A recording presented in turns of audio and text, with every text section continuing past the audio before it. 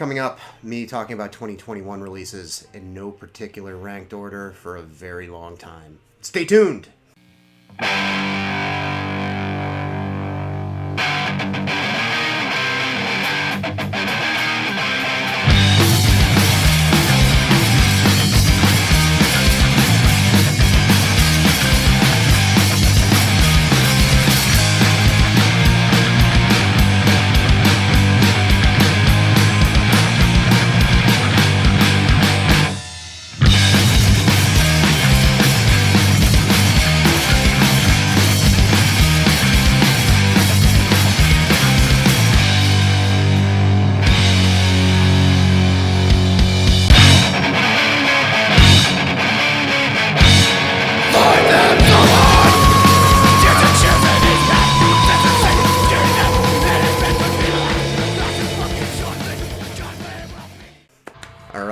Welcome to 2022, everyone. How rude of me, I forgot to welcome you to 2022 when I did my top 10 of 2021 video a few days ago. It's Pat, Ground Zero Salem.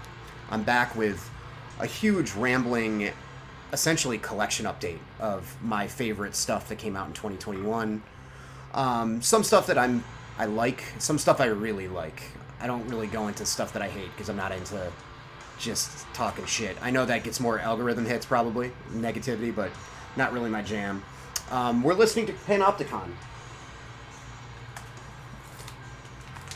And again, Into the Light came out on Bindrune this year, along with some other great releases, which I'll be talking about momentarily.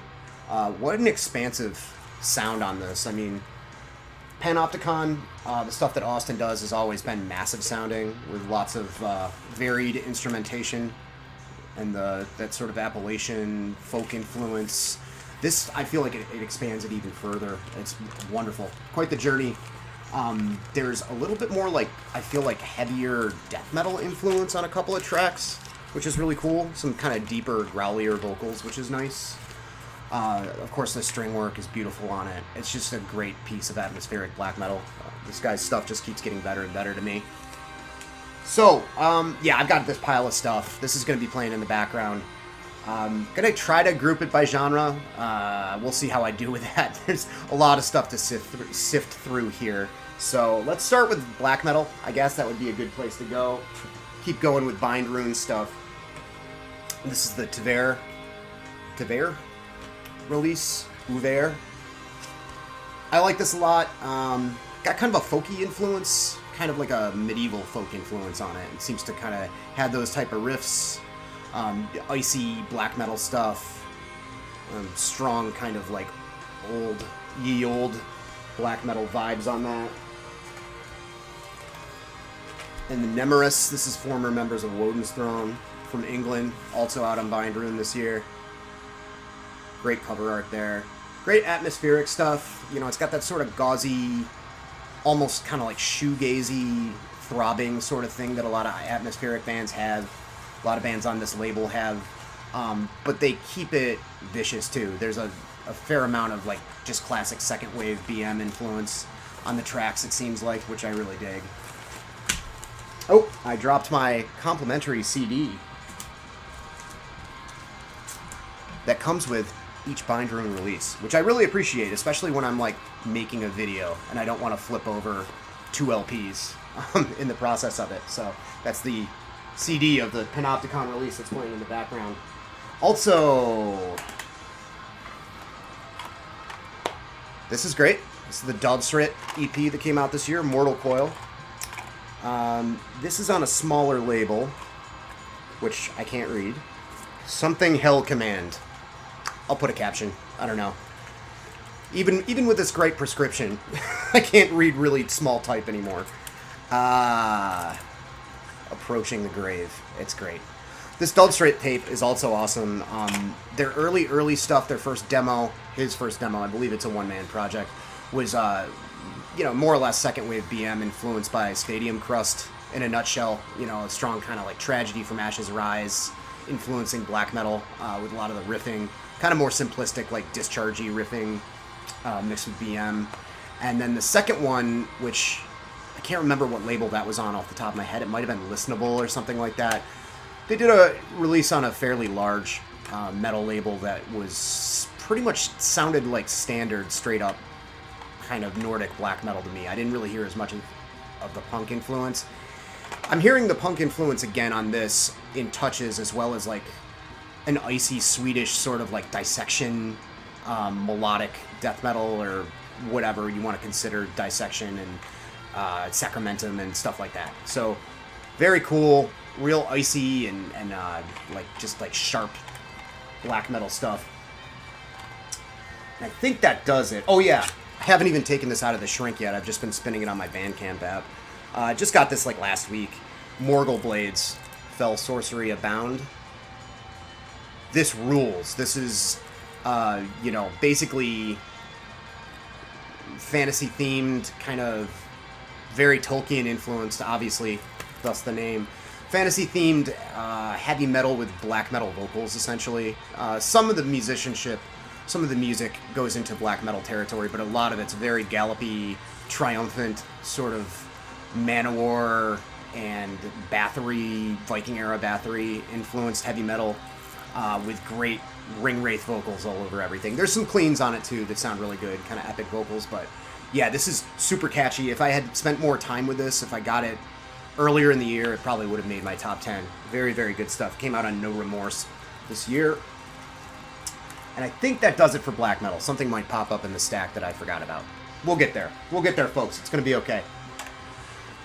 Then also, this year, like most years, we've seen legacy bands that have been around since the 80s or 90s put stuff out that's pretty strong. I did like this Asphyx, Necroceros, whatever. Strong Asphyx stuff. Martin sounds good on it. That dry throat, you know, lich kind of vocal style that he's known for. Asphyx has always been doomy, of course, has had crawling riffs, but I feel like they really went, like, almost trad doom with some of the riffs on this. A fair amount of, like, face-ripping fast stuff, too. Great death metal release from them, very strong. Most of their return to the scene stuff since, what was it, Deathhammer? Or Death the Brutal Way, or whatever I've liked. I've thought it's all been pretty solid. And, let's see, there was a new Carcass this year. A hotly discussed Carcass, which is usually the case. It's a divisive band that people like to have strong opinions on, which I'm getting to here. It's at the bottom. Still in the shrink. I should probably pull that off. Yeah, new Carcass. A lot of people up in arms about the cover art for some reason. I guess the layout is really sparse. I know Alan was taking issue with that on one of the Metallurgy streams there. Not the best use of space. All the white is making my webcam go all dark there, but yeah, a lot of people were kind of poo-pooing the art. I mean, they're from Liverpool, Carcass, so are the Beatles. They reference the Beatles all the time. Jeff Walker plays one of those tiny Paul McCartney basses. This is an obvious nod to that like green apple that's on Beatles artwork all over the place, like the center labels and stuff. I don't know. That's all I took it as. I think it's cool they used like vegetables for the anatomy of the heart there. The music itself contained herein, which is the important part, is great. On par with Surgical Steel, maybe a little bit better. A little bit more streamlined than Surgical Steel, I'd say. You know, they're going back to doing something along the lines of Heartwork, but a little bit more technical, but not to the level of necroticism. You know, there's the occasional rock part that almost brings to mind Swan Song. They have a knack for writing catchy stuff and like good choruses.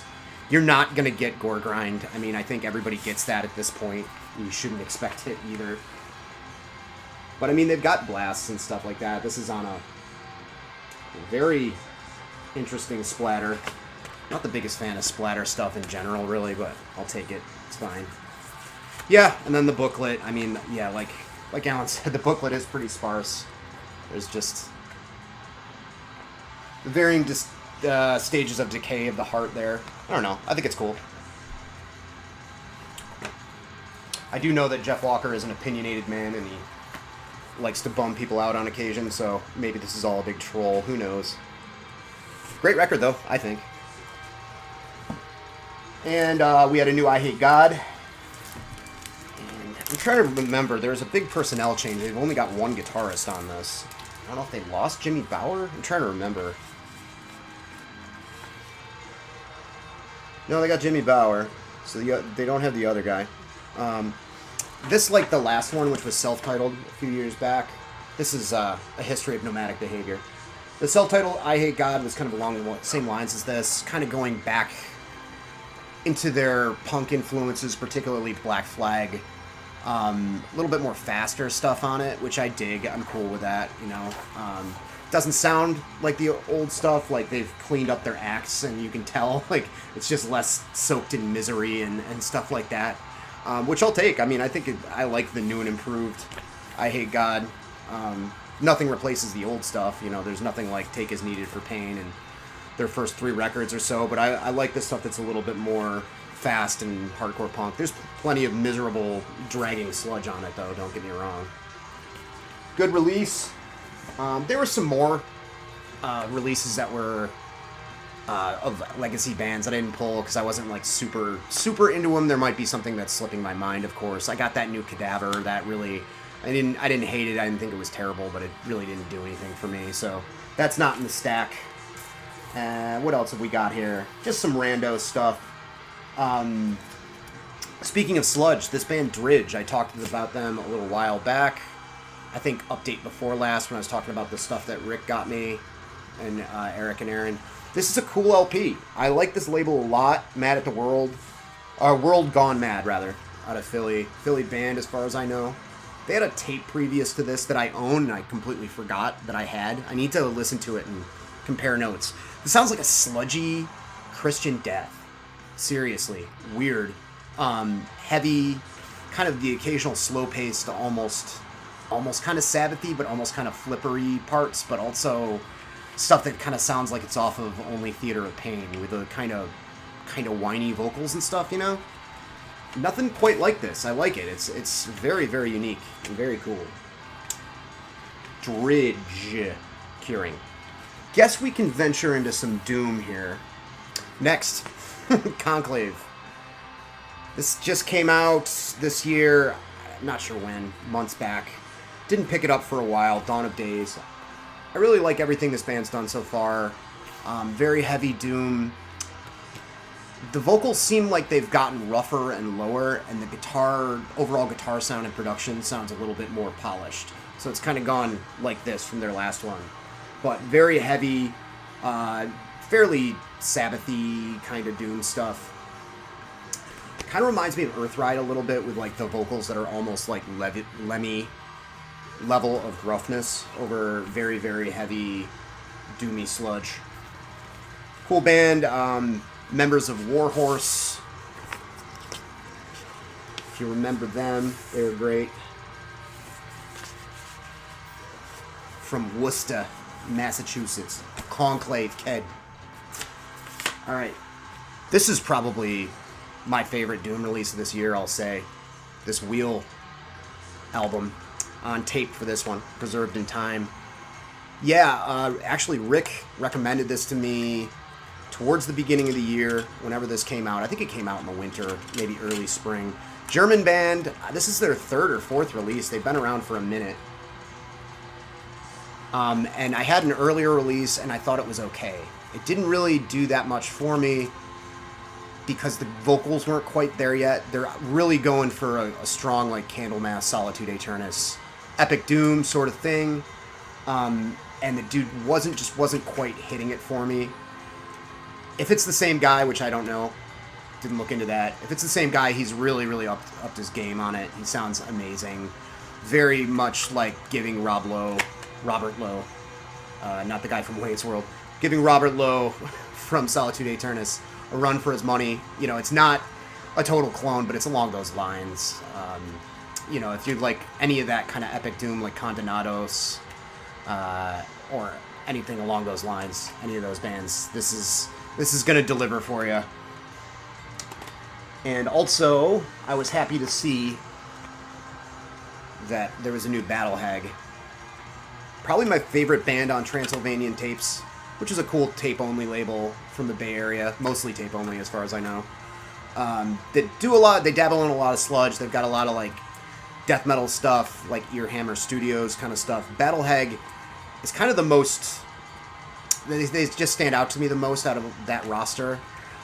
They have like just a great, just glacial heavy sludge, somewhere between like sludge and funeral doom. It's just completely steamrolling, snail's pace, heavy, dark shit.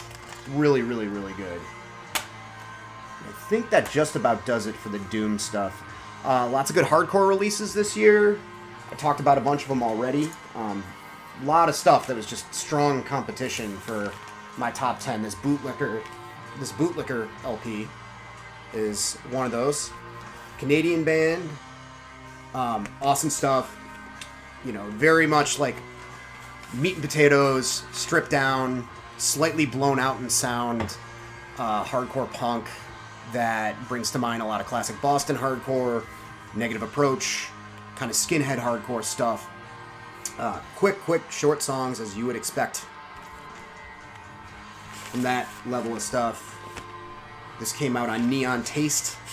You would think that these guys might have something to do with, or at least friends with, or want to play the Pittsburgh scene, because it's along the lines of a lot of the Pittsburgh bands right now. Speaking of which, this is cheating a little bit, because this actually came out in 2020, but it got a European release on La Vida es un Mus Discos Punk this year in 2021, so I'm going to count it. This is one of those ones that sold out like pretty quickly, and you couldn't get your hands on it for a while, so I picked up a European press of it, and happy to get it, because it's just awesome hardcore punk from Pittsburgh, as I was alluding to. Just kind of a nod to like Chronic Sick, you know, that's what that album art looks like to me. Really weird too, like the middle finger, it's like fingering the uvula, that's what that's called, in the back of the mouth. It's like kind of gross and disturbing. And I think that's what they're kind of going for, you know, scrappy, snotty, 80s style hardcore punk, but it sounds like some weird shit from Jersey from like 81 or 82 that you'd find on a blog spot somewhere or something, you know. Really like kind of like tinny thin guitars, and just like sounds like it's gonna fall off the rails at any moment.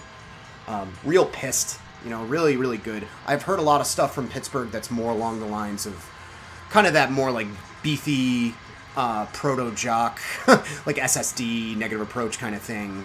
Those bands like Blood Pressure and stuff like that.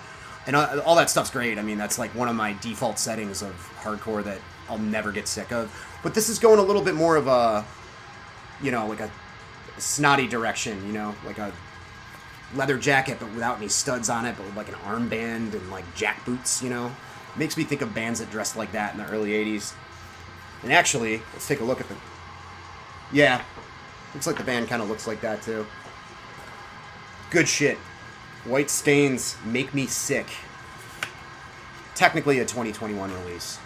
La Vida es un Mus. In a completely different direction. I mentioned, you know, neo-crust, post-crust, this sort of more melodic, musically involved, generally well-produced crust punk stuff. I discovered this band. I just saw that it was a new release and just rolled the dice on it, which I like to do from time to time. Azabache, don't know how to pronounce this, but I'll try. Svedestada. They're a Spanish band. This is their second full-length. Their first full-length was a lot along the lines of the previously mentioned bands, the heavy hitters from that scene and that sound of the early 2000s. Tragedy, From Ashes Rise, all those. Victims, maybe. But there was a lot of kind of like octave chord, melodic stuff going on. Kind of almost brought to mind some sort of melodic post-hardcore influence, maybe even, I wouldn't say necessarily Turning Point, but maybe Strike Anywhere or something like that, with a touch of like metal. This kind of strips away the prettiness of their debut and kind of brings in more of almost like a real icy black metal influence. So it's got that like, you know, relatively simplistic charging, crust kind of thing, but with lots of layers to the guitars, very kind of like shrieked vocals that almost get to like a black metal rasp sort of thing, and a fair amount of like haunting melancholic melody. Very well produced, very catchy. Definitely one of the few records that I've had this year that I've wanted to spin over and over and over again. Very, very good. Next up, we've got Fright. Nate Wilson's Fright. Nate's been a busy guy during quarantine, it looks like. There's the Green Dragon project, that might have been slightly before the quarantine stuff, followed by Pariah, which I talked about not too long ago. Actually got a vinyl pressing of that this year, so I could include that if I wanted to, but it's very far away now. It's way over there. Pariah was awesome Celtic Frost worship with like a little bit of wintry doom in it, and maybe a bit of hardcore punk from the 80s thrown in. Great band, great project. And now we have Fright, which is kind of thrash metal, 80s thrash metal crossover with a little bit of a Japanese influence going on. You know, if you know anything about Japanese hardcore, you probably immediately recognize this art style from Sugi there. Yeah, super catchy, just kind of yelled, kind of not quite snotty, yelled kind of hardcore vocals. Very good stuff. Like, the riffs are magnificent. It's got this sort of trebly, fuzzy combo amp, kind of just, it sounds super 80s, the guitar distortion, guitar sound, which is rad. Nervous SS Rat Cage Split. One of the better punk releases this year. Nervous SS is a one-man D-beat band from Macedonia. Rat Cage is a full band from Sheffield, England. So we have the Skopje versus Sheffield split here. Yeah, I mean, both bands are raw, fast, hardcore stuff. Nervous SS is awesome because they, along with that Languid record, do a really good job of doing the discharge worship thing and making it catchy and making it their own, which is always a challenge. They also explore the kind of more mid-paced, like, kind of catchy rocking kind of tempo and not just the fast element of the D-beat stuff, which is good. Yeah, as simplistic as the riffs are, they kind of need to be that genre. They're catchy as hell from Nervous SS. I want to get more stuff by them now. They actually have a tape that was put out by a local Raleigh label, so I should look into that. Rat Cage, I also have their full-length, awesome stuff. Brings to mind their countrymen Voorhees, which is a huge compliment coming from me because I love Voorhees, involving, you know, 80s hardcore influence from all over the world. You know, influenced equally by Discharge as well as Agnostic Front and all kinds of stuff like that. Raw-throated, deep vocals, catchy and fun. There's a fair amount of like kind of punk rock involved in the songwriting process too. That's pretty, you know, memorable. And they cover a UK sub song, which is cool. Emotional Blackmail. And there's there's a Macedonian band covered by Nervous SS on this too, it's a band called New Police State, who I'm not familiar with. I know nothing about Macedonian hardcore. Always worth checking into, though. Maybe I'll explore it. Then for tapes and hardcore, Killing Frost. This was a big one. Sold out for a while. People were trying to track it down. It was pretty hyped on social media for good reason. It's awesome. Members of Foreseen, the Finnish band. They were really busy guys this year, too. I guess the upside to the pandemic is people doing all these cool studio projects. This is equal parts very, very early Integrity, namely Those Who Fear Tomorrow era, combined with early Sheer Terror, like the best of both bands. Obviously, with the Sheer Terror influence, especially if it's their early stuff, you're going to have some Celtic Frost influence as well, considering that Alan Blake is a big, big fan of Hellhammer and CF. It's a major influence on the first Sheer Terror record. So you've got this lovely conglomerate of all those bands. Hard as nails, super mean, early 90s style hardcore. You know, this would fit right on like the first Victory Records compilation, the first Only the Strong 7-inch. This would go right on there. And also from those guys, the Violent Spirit tape. This was on that tape update that I did with all the creepy clips. I wish I had the time or the energy to make every update like that. This is awesome. This is another band that's like kind of heavily, strongly influenced by a lot of Japanese hardcore. All those bands like Deathside and Zuo and all that stuff. You know, that sort of metallic, melodic, occasionally twin lead style Japanese hardcore mixed with kind of more of just a straight up, maybe Western hardcore style on this. Very well done. Also, 4 scene members from Finland. Oh, there's another hardcore record, actually, that I forgot to pull that I'm going to grab right now, so editing is magic. I couldn't go through my year-end list talking about awesome hardcore records without talking about Slant. Korean band. This came out on Iron Lung. Iron Lung always puts out quality stuff. It might not be my style necessarily, everything that they do, but the presentation's always really nice. It's usually something super interesting and well executed. Slant is no exception. Probably my favorite release from Iron Lung this year. Korean straight edge hardcore, or at least straight edge style. Very Boston influenced. SSD, Boston Strangler. Not from Boston, but a little bit of maybe the DC influence too, with some Minor Threat. Quick, punchy songs. Great, like, shouted, yelled vocals there, of course. Lots of energy. I'm really bad with pronouncing names that aren't in English, but Yeji, the vocalist, does a hell of a job. Cover art kind of displays the amount of energy that they have live, I'm assuming. Never seen them. We'll see. Maybe someday. Alright, so let's talk about death metal now, shall we? It's one of the things that this channel's known for. I still keep up with the modern death metal stuff, as evidenced by all the purchases I've made this year. I'm not quite as hyped on it as I was when I started the channel, but there are some very strong releases this year. The stuff that's been impressing me more lately, I already talked about the Inoculation and Dungeon Serpent records on the last update. A lot of the stuff that's a little bit more like abysmal sounding or cavernous really has to kind of stick out to impress me. But I still enjoy stuff within those parameters, like, as much as the next guy. Good music's good music, you know. This Realms of Exquisite Morbidity release by Malignant Altar is a cut above a lot of that stuff, I'd say. This is another band that's been kind of poached from the Maggot Stomp roster past couple of years. Lots and lots and lots of good bands went on to bigger labels from Maggot Stomp. This has that sort of cavernous, sort of abysmal thing, but also has a distinct, like, jazziness to the drumming that feels very, like, light and airy. Like, the guy on the Skins is destroying it. It's almost like the drumming is super memorable and catchy in its own way. And I think it's been noted that before that on their previous release they had a lot of kind of Morbid Angel style riffing, which this has as well. But I'd say it lurches towards, like, that incantation sort of thing somewhat as well. Very good. Very, very good release.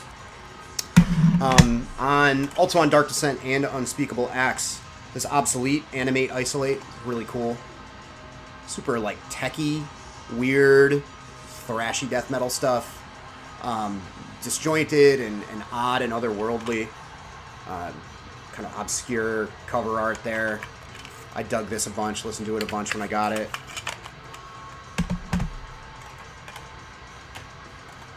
This Malformity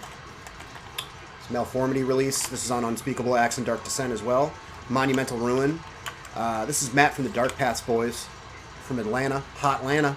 And this is also, like, really strong, traditional 90s style death metal that I'd say leans a bit more towards the Floridian kind of style, you know, technical but not, like, overtly flashy kind of technical. Super crushing and overwhelming kind of stuff. You know, I feel like it would probably appeal to, like, people into stuff like early Hate Eternal and Chrysian, but also people like that like stuff that's a little bit earlier 90s as well. That's how it hit me. Good fucking release. The new Ghastly is pretty impressive too. This came out on $20 spin this year. Mercurial Passages. Mercurial Passages. Didn't quite hit me as hard as the first one, or the previous one that I got, which I don't remember the name of right now. It's good. There's a little bit more, like, quicker pace stuff on it, and some trem picking that seems distinctly more like second wave black metal in approach. And as well as like they're kind of more atmospheric, gloomy, kind of mid-paced, sort of like kind of like Finnish, classic Finnish 90s death metal influence. It's good, you know, it has like doomy, gloomy kind of vibe that the last one did, but with a little bit like quicker elements thrown in there. Cerebral Rot, Excretion of Mortality. I like this. Didn't really spin it much this year. Not too different from their last one. You know, very heavy, very gross, very disgusting, kind of grating, doomy death metal stuff. Enjoyable, but I just have not really been in the mood for that kind of stuff lately. In a similar vein, this Gosudar, Morbid Despotic Ritual. Also, along those kind of lines, like very, very Death Doom, very, very punishingly heavy, Rotted Productions, it looks like is the label. Yeah, some of the parts were leaning a little bit more towards like really, really slow, glacial, paced out doom on it from what I remember. But it's good. I just, you know, I listened to it a couple times and then filed it. And what else we got here? Where are my CDs at?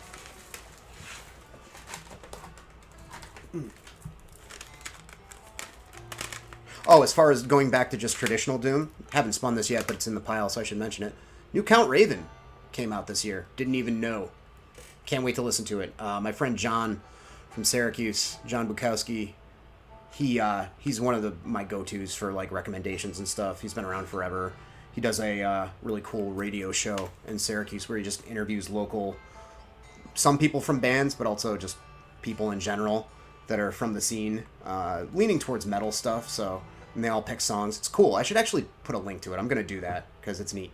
But anyway, he mentioned this on Facebook, and can't wait to listen to it. I can't imagine that it's going to be anything than your typical kind of Count Raven stuff, but that's a good thing. I like consistency.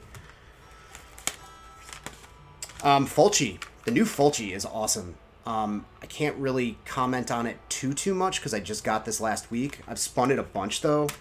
And this is a band that just keeps improving and improving. There's less of, like, slam touches on this one. Kind of more just kind of really catchy, riffy, mid-paced to slow, kind of somewhat gore grindy influenced, horrific death metal, but there's, like, some really, really awesome synth work, which is something they're improving on every single release. Very, very cool Italian giallo-inspired death metal stuff. That's a band that does it right. You know, on kind of a whim, I ordered the Frozen Soul and Sanguisugabog records. I think I had some Amazon points on CD. Crypt Device by Frozen Soul and Tortured Whole by Sanguisugabog. And, you know, at this point I was kind of like, I don't know. You know, these post-Maggot Stomp releases, these bands, like I said, they got poached. These two ended up on Century Media. I'm like, okay, I get it. You know, all right, riffs, bro, okay. But I'll be damned. Listening to these are good, catchy death metal records. You know, don't expect anything too cerebrally deep. Frozen Soul's just Bolt Thrower worship, but if you like Bolt Thrower, would you like another Bolt Thrower record since they're not doing anymore? Because this is very good. It sounds exactly like Bolt Thrower. Not much to complain about there for me. I love Bolt Thrower. The guy pulls off the Carl Willits vocal style like nobody's business. The riffs are excellent. It's not just the steamrolling mid-pace stuff. There's a little bit of Realm of Chaos influence going in there with getting a little bit quicker. I think they're awesome. They're from Texas. And the Sanguisugabog, I love the EP. Sometimes, like, you know, if stuff gets a little bit too silly, I start to roll my eyes because I'm obviously too serious for my own good. But this is great. I mean, it's just gross, like, heavily influenced by, like, early Carcass and Mortician, you know, very, like, burpy and whatever, like, proto-slam almost, you know, taking influence from, like, the mid-90s, you know, you could say it's on par with Rotrevor or something. And the last show that I ever saw before before the lockdown, I haven't been back to a gig since, was Sanguisugabog with Esquela Grind, and they killed it. So I did get this new Hyperdontia. Haven't really spent too much time with it lately. Got it in the mail a couple of weeks ago. I spun it. Nothing really stuck out to me about it. I did like Nexus of Teeth a lot.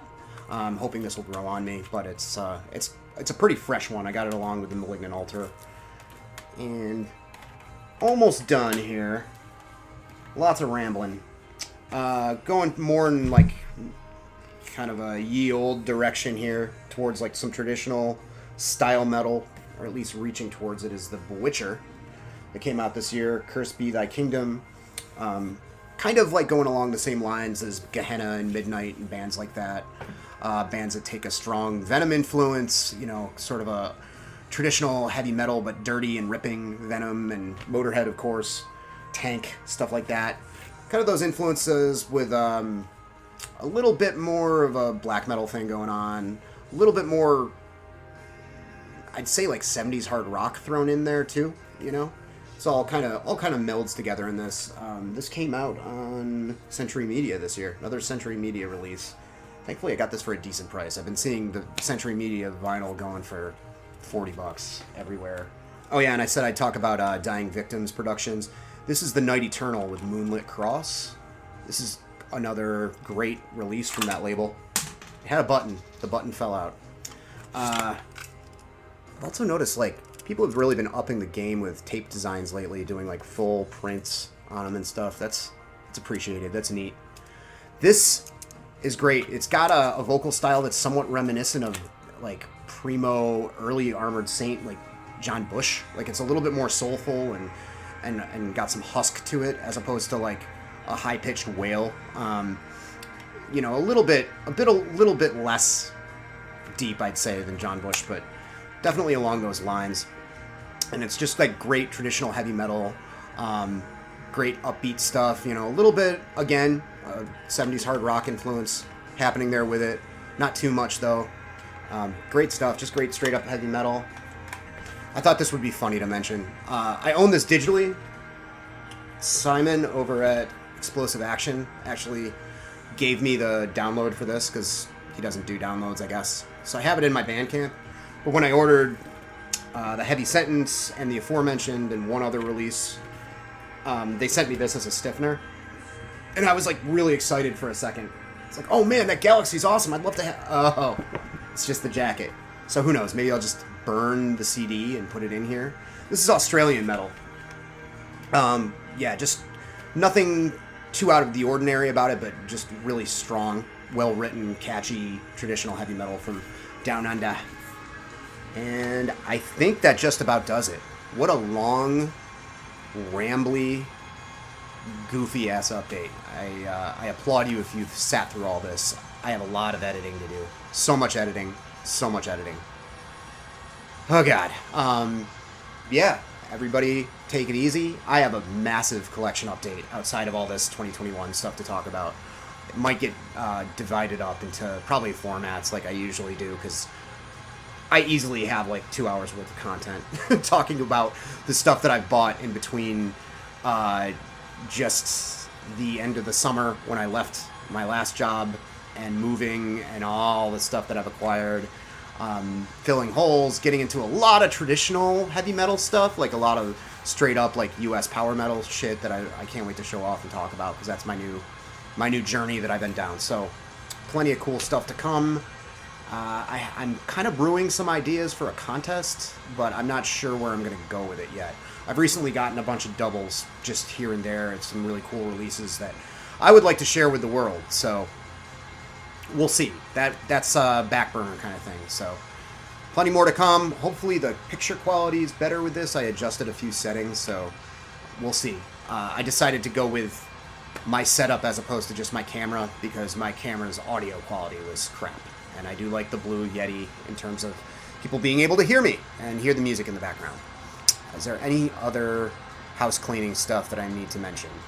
I'm sure 99% of the people have shut this off by now. No, nothing. Have a good 2022, everybody.